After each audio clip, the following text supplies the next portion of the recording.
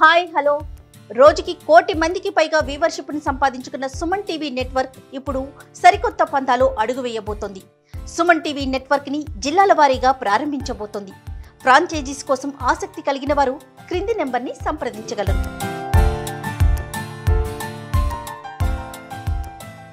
నమస్తే రమగారు. నమస్తే జయ. రమగారు, ఊరికే వస్తుంది అనుకోండి, ఏదైనా భలే ఇంట్రెస్ట్ చూపిస్తారు కొంతమంది. అది మనది కాదు, మన కష్టం ఏదో మనకు ఉంటుంది అన్న ఆలోచన ఉండదు. మన కష్టం మనకి చాలా అని అనుకుంటే ఓకే, కానీ ఊరికే వచ్చేస్తుంది కదా, మనం ఎందుకు తీసుకోకూడదు, మనం ఎందుకు ఎంజాయ్ చేయకూడదు అనుకుంటారు. కానీ అలా ఊరికే వచ్చేది నిలవదని నాకు అనిపిస్తూ ఉంటుంది. ఊరికే వచ్చేది నిలవదు అంటే ఇప్పుడు ఊరికే వచ్చేది మన కష్టమే మనకి నిలబడుతుంది. ఇప్పుడు బట్టలు కొంటాం ఏదో షాప్ లో, వాళ్ళు కూపన్లు ఉన్నాయండి, మీరు ఇవన్నీ ఫిల్ చేయండి వస్తుంది, ఏదో ఏమంటే గ్యారంటీ గిఫ్ట్లు ఉన్నాయండి అని చెప్తాడు మన ఒక షాప్ లో అతను. గ్యారంటీ గిఫ్ట్లు అంటే వాడు ఇన్ని డజన్ కాగితాలు అంటే వాటి అన్నిటి మీద ఫోన్ నెంబర్లు పేర్లు రాసి రాసి రాసి అందులో పడేస్తే ఆ కట్ట తెచ్చుకున్నామా ఎప్పుడు రాదు చేయాలి. ఏ షాప్ లో ఇచ్చి ఏనాడు ఒక ₹1 కూడా రాలేదు. అంటే ఉచితార్థం వచ్చే సొమ్ము కొంతమందికి రాదు, కొంతమందికి వస్తుంది. అయితే ఇప్పుడు ఉచితార్థం రావటం అంటే ఎవరిదో వచ్చేది మనకి. ఇప్పుడు మనం అందరం కొన్నాము, ఇందులో నుంచి తలా ₹1 వేసి ఏదో వాళ్ళు ఇస్తారు. ఇప్పుడు ఇలాంటివి ఆలోచనలు ఎలా ఉంటాయంటే ఇది నిలబడే రకపు ఆలోచన కాదు. ఓసారి వస్తుంది, ప్రతిసారి వస్తుందా? రాదు కదా. ప్రతిసారి వస్తుందని మనం ఎక్కడి నుంచి ఈజీ మనీ వస్తుందని దానికోసం పరిగెడుతుంటే ఎట్లా? పరిగెత్తకూడదు. అవన్నీ తెలివి తక్కువ పనుల కింద చెప్తూ ఉండాలి. మనం చందమామ కథలు వస్తాయి బోల్డ్ అని. అయితే ఇప్పుడు మనం ఈజీ మనీ గురించి చెప్తున్నాం కదా, కొంచెం రిలేటెడ్గా ఉండే కథ చెప్తాం. ఈ ఫ్రెండ్స్కి పిల్లలకి చెప్పడానికి ఫ్రెండ్స్ గురించిన కథలు బాగుంటాయి. స్నేహితులు మోసం చేస్తారు, ప్రతిసారి కాదు కానీ కొంతమంది మోసం చేస్తూ కనపడతారు. ఎప్పుడు మోసం చేస్తారు? ఎవరైనా నమ్మితేనే మోసం చేస్తారు. అవునండి. ఫ్రెండ్స్ని నమ్మకుండా ఉండలేం మనం. చాలామంది ఇంట్లో వాళ్ళని నమ్మరు, ఫ్రెండ్స్ని చుట్టాలని నమ్మరు, ఫ్రెండ్స్ని ఎంత విపరీతంగా నమ్ముతారంటే మనం ఎంత విపరీతమైన నమ్మకం ఉంటుందో అదే లెవెల్లో మోసపోయే అవకాశం కూడా ఉంటుంది. అంటే ఫ్రెండ్షిప్ చేసేటప్పుడు ఇలా ఉండకూడదు, అలా ఉండకూడదు, ఏదో ఫ్రెండ్ ఇన్ నీడ్ అనుకుని ఇలా బోల్డ్ అని చెప్తారు. ఫ్రెండ్ ఇన్ నీడ్, ఇండీడ్ వాడే ఫ్రెండ్ అనమాట. నీడ్లో నీకు ఫ్రెండ్గా ఉన్నప్పటికీ అవకాశం వస్తే వాడు ఫ్రెండ్గా ఉండడు, వాడి అవకాశం వాడు తీసుకుంటూ ఉంటాడు. అలాంటి కథలు మనం వింటూనే ఉంటాం. అంటే జాగ్రత్తగా ఉండాలంటే కొద్దిగా ఒళ్ళు తెలిసి ఉండమని చెప్పడం కోసం. ఒళ్ళు మర్చిపోయి ఉండద్దు, నిన్ను నువ్వు మర్చిపోయే ప్రయత్నం చేయకూడదు, నిన్ను నువ్వు జ్ఞాపకం పెట్టుకునే ప్రయత్నం చేస్తూ ఉండాలి. టీనేజ్ పిల్లలకి చెప్పాలి ఈ కథలు. అవునండి. చిన్న పిల్లలకి ఏముంది, చిట్టి పిల్లలకి అంత అక్కర్లేదు, పెద్దవాళ్ళకి చెప్పాలి. అయితే ఒక కథ చెప్దాం చూడు. ఇది ఒక సినిమా కథ కూడా అలా కూడా అనిపిస్తుంది, కొంచెం రిలేటెడ్గా అనిపిస్తుంది నాకు. కానీ చాలా మన పాత తెలుగు సినిమాల్లో మోసగారి స్నేహితులు, మోసపోయిన మంచివాళ్ళ కథల్లో బాగా కనపడుతుంటుంది. అయితే ఒక ఊళ్ళో ఒక శరభయ్య గారిని ఒక ఆయన ఉన్నాడు. ఆయన దగ్గర చాలా డబ్బులు ఉండేవి. అంటే ముందు ఆస్తి వచ్చింది, పెద్దవాళ్ళ ఆస్తి ఆయనకి చాలా వచ్చింది. అయితే ఆయన ఇంకేం వ్యాపారాలు అవి రావు, ఏదో డబ్బులు జాగ్రత్త పెట్టుకుని కాస్త పొలం కొనుక్కొని అలా ఉండేవాడు. ఆయనకి స్నేహితులు ఉండేవాళ్ళు. 2-3 ఫ్రెండ్స్ అన్నారు, నీకు వ్యాపారం రాకపోతే ఏమిటో, నువ్వు పెట్టుబడి పెట్టు, మేము బిజినెస్ చేసి పెడతాం, మేము చేస్తాం కదా చక్కగా అని ఆయన నమ్మించారు. సరే ఏమైంది, నేను చేశాడు, అప్పుడు 1000 చొప్పున పాతకాలపు కథ కదా ఇది.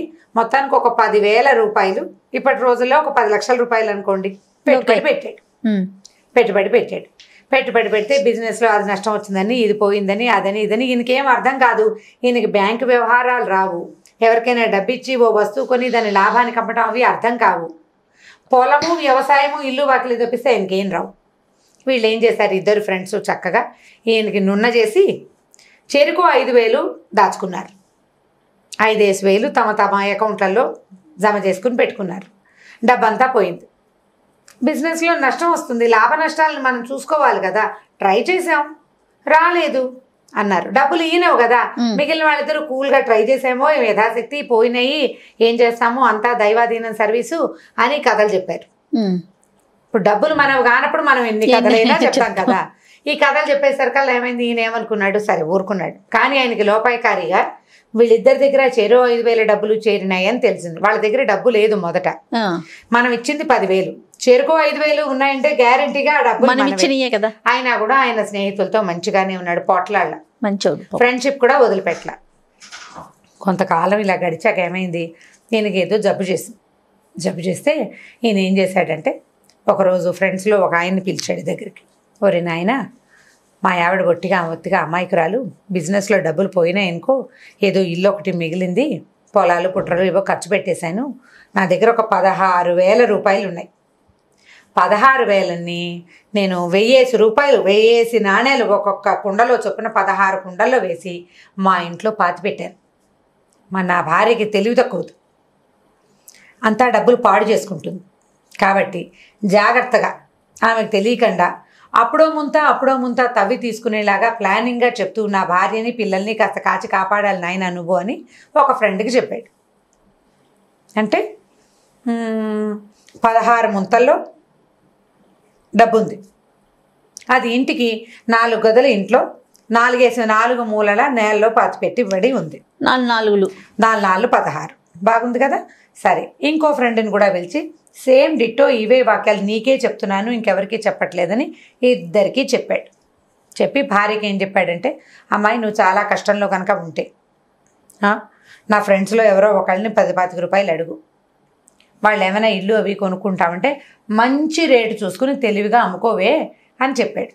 కొంతకాలానికి గతించాడు ఈయన. గతించిన తర్వాత ఏమైంది, ఒక 5-6 నెలలు ఏదో చుట్టాలు పక్కాలు చేసిన సహాయాలతోటి వీళ్ళు ఇల్లు వాకిలి నడిచిపోయినాయి. పొలం నుంచి ఏదో 10 రూపాయలు వచ్చేది. అప్పట్లో పొలాల నుంచి ఏం వచ్చేది, ఇప్పుడే ఏం రావట్లేదు, అప్పుడు అసలు వచ్చేది కాదు, ఏదో వచ్చేది కాస్త, వాళ్ళు తినడానికి వాటికి సరిపోయేది. ఒకరోజు ఈ ఇద్దరు ఫ్రెండ్స్లో ఒక ఆయనకి కబురు చేసింది ఈయన భార్య, శరభయ్య గారి భార్య, డబ్బులకు చాలా అవస్థగా ఉందండి, ఓ 25 రూపాయలు ఇవ్వండి అని. ఆయన చాలా కష్టాలు చెప్పి, అమ్మ నా దగ్గర మాత్రం డబ్బులు ఎక్కడివి, అయినా ఇంత కష్టంలో ఉన్నావు, పోనీ ఇల్లు అమ్మేయకూడదు, ఓ 1000 రూపాయలు వస్తాయి, 1000 రూపాయలు వస్తాయి, చక్కగా జాగ్రత్త పెట్టుకుని మెల్లిగా వాడుకుంటుంటే ఈ లోపల పిల్లాడు ఎక్కొస్తాడు, ఆ పాటికి ఆ డబ్బు సరిపోతుందమ్మా, పొలం మీద ఏదో 5-10 వస్తుంది కదా అని సలహా చెప్పాడు. సరే బాగుంది. ఈవిడేం చేసింది, అలాగేనండి మా అన్నదమ్ములతో ఆలోచించుకుని చెబుతానంది. మర్నాడు రెండో ఫ్రెండ్ వాకిట్లో కనపడితే, అయ్యా 25 రూపాయలు అడిగానండి, ఆయనేమో ఇల్లు కొనుక్కుంటానన్నారు 1000 రూపాయలకి, ఇల్లు ఇక 1000 రూపాయలకి అమ్మమన్నారు, అంటే 1000 రూపాయలకి అమ్ముతానంటే నేనే కొంటానన్నాడు ఈయన. మర్నాడు మళ్ళీ ఆయన వచ్చాడు, నువ్వు ఇల్లు మీ అన్నదమ్ములతో ఆలోచించుకున్నావా, ఇల్లు కనుక బేరం పెట్టదలుచుకుంటే నేనే కొంటాను. కాదండి నిన్న సాయంత్రం ఆయన వచ్చాడు, ఆయన 1000 రూపాయలు 1500 అయితే తనే కొంటానంటున్నాడంటే 1500కి వాడుకునేది ఏంటి, 2000కి నేను కొంటానన్నాడు. ఈవిడికి ఒక్క క్షణం అయ్యాక ఏమర్థమైందంటే వాళ్ళిద్దరికీ ఈ ఇల్లు కావాలి, పై బేరం పెరుగుతోంది, పందానికి పై పందే వేసినట్టుగా ఒకడు 1000 అంటే రెండోవాడు 1500, మూడోవాడు మళ్ళీ మొదటివాడు 2000, మళ్ళీ రెండోవాడు 2500కి పెంచుకుంటున్నారని. ఈవిడేం చేసింది, సరే అబ్బాయి కాదండి ఆయన అడిగారు నేను మాట్లాడాను కదా అంటే, కాదని కూడదని ఇద్దరు ఒకళ్ళ తర్వాత ఒకళ్ళు పెంచుకుంటూ పెంచారు. 3000 చిల్లర నా 3500 దాకా వచ్చాక వాళ్ళిద్దరు ఏంట్రా నీకెందుకురా ఇల్లు అని పోట్లాడుకున్నారు. ఇద్దరు పోట్లాడుకున్నాక ఒకళ్ళకి వెలిగింది, ఓహో 16 ముంతలున్న సంగతి వీడికి తెలుసనమాట అని రెండో వాడికి వెలిగిందనమాట. ఇద్దరు మొహంహాలు చూసుకుని నవ్వుకున్నారు. నవ్వుకుని ఎరా అదేనా ప్లాన్ అంటే అదే ప్లాన్, అయితే ఓ పని చేద్దాం, బేరం పెరిగిపోతుంది, 10,000కి దాకా పెంచేసాం. పెంచేశారు, అట్లా పెంచుకుంటూ పోయింది. 10,000కి ఏముంది, మన ఇద్దరి దగ్గర చెరుకో 5,000 ఉన్నాయి, చెరుకో 5,000 వేసేసాం అనుకో, అయినా కూడా 16,000 వస్తుంది మనకి. ఇప్పుడు ఈ డబ్బులు కూడా మనవి కాదు, వాళ్ళ డబ్బే వాళ్ళకి ఇచ్చేసి 16,000 కొట్టేస్తాం మనం, అప్పుడు చెరుకో 8,000 వస్తుంది. బాగుందిగా ప్లాన్ అని చెప్పి ఆవిడకి ఏం చెప్పారు, అమ్మ పత్రాలు తీసుకురా, 10,000కి మేమిద్దరం కలిసే కొనుక్కుంటాం ఈ ఇల్లు అని చెప్పారు. చాలా బాగుంది. ఆవిడ ఏం చేసింది, సామాన్లు గీమాన్లు అన్నీ తీసుకుంది. మరి వాళ్ళ అన్నదమ్ముడు పక్క ఊరికి తరలించేసుకుంది. పొలాలు అవి బేరం పెట్టుకోలేదు, ఒక కౌలుదారిని ఎవరినో ఏర్పరచుకుని వీళ్ళు ఇచ్చిన డబ్బు తీసుకుని 10,000 తటాబుట్టా సర్దుకుని పుట్టింటికి వెళ్ళిపోయింది. ఆవిడ వెళ్ళిపోయేదాకా వెయిట్ చేసి వీళ్ళు ఏం చేస్తారు, పత్రాలను రాయించేసుకున్నారు కదా, ఈ 2 గదులు నీవి ఈ 2 గదులు నీవి అని పంచుకున్నారు. అక్కడి నుంచి తవ్వుడు మొదలు. ఏం తవ్వినా భూగృహాల కింద నుంచి బయటకు వస్తున్నాయి తప్ప ఎక్కడ ఒక కుండ లేదు, పెంకు లేదు. అందరూ అడిగారు ఊళ్ళో వాళ్ళు, ఇల్లు కొనుక్కున్నారు సరే తవ్వుకుంటారేంటండి, ఎందుకు తవ్వుతున్నారు అంటే సమాధానం లేదు. దగ్గరుండి తవ్వించాలి, ఎవడో ఒక పనివాడికి తవ్వరా అని చెప్పామనుకో వాడు తీసుకుంటాడు కదా, స్వయంగా తవ్వుకోవాలి, దగ్గర కూర్చొని తవ్వించాలి. ఇక కొన్ని రోజుల పాటు తవ్వి పిచ్చెక్కిపోయింది వాళ్ళిద్దరికి. రూపాయి రాల. మీరు ముందు చేసిన బేరం మోసము ఎక్కడ కొట్టింది? చివరికి వాళ్ళ డబ్బు వాళ్ళకి వెనక్కి ఇప్పించింది. మీకు ఇల్లు దొరికినా ఏ ప్రయోజనము లేకుండా పోయింది. ఇప్పుడు అత్యాశ, దురాశ, పేరాశ ఇలాంటి అన్ని ఆశలు కలిసి మొదట సంపాదించుకుని, అంటే ఆయన అమాయకుడిని చేసి సంపాదించారు. చేరుకో 5,000 తీసుకుని ఆవిడ కాస్త ఏం చక్కగా వెళ్ళిపోయింది. ఆవిడ అదృష్టవంతురాలు. వీళ్ళు తమ తీసిన గోతులో తమే పడ్డారు. వాళ్ళ గోతులు వాళ్ళే తీసుకుంటున్నారు రోజు రోజు. ఈ కథ చెప్తే ఇంట్రెస్టింగ్ గా ఉంటుంది స్టోరీ. మీరు ఎంత తాపీగా చెప్తారు, ఎంత బాగా నరేట్ చేస్తారు అనే దాని మీదే ఉంటుంది. ఫ్రెండ్స్ ని గుడ్డిగా నమ్మద్దు, నమ్మాలి, నమ్మకంగానే ఉండాలి. మీరు అవతల వాళ్ళతో నమ్మకంగా ప్రవర్తించాలి, వాళ్ళు మీతో నమ్మకంగా ఉన్నారని అనుకోవాలి. కానీ పిచ్చుకి పోకూడదు. గుడ్డి నమ్మకాలు పనికిరావు. గుడ్డి నమ్మకాలు అయితే ఎందుకు పనికిరాకుండా పోతాం, ఒక్కొక్కసారి ఇబ్బందుల్లో పడతాం. కాబట్టి ఫ్రెండ్స్ని ఓవర్గా ఫాలో అవ్వద్దని, వాళ్ళకి బ్యాడ్ హ్యాబిట్స్ ఉంటే వాడి బ్యాడ్ హ్యాబిట్ని నువ్వు అంటించుకోవద్దని చెప్తూ ఉండాలి పిల్లలకి. అందులో భాగంగా ఈ కథని మనం టీనేజ్ పిల్లలకు కూడా చెప్పచ్చు. రైట్, చాలా బాగుంది, ఇంట్రెస్టింగ్గా ఉంది మీరు అన్నట్లు. రైట్ రమ్మ గారు, ఇంకొక స్టోరీతో మళ్ళీ కలుద్దాం. ఓకే, చేయాలి. ఈ వీడియో కనుక మీకు నచ్చినట్లయితే లైక్ చేయండి, షేర్ చేయండి. మరిన్ని వీడియోస్ కోసం మా ఛానల్ని సబ్స్క్రైబ్ చేసుకోండి. Hi, hello.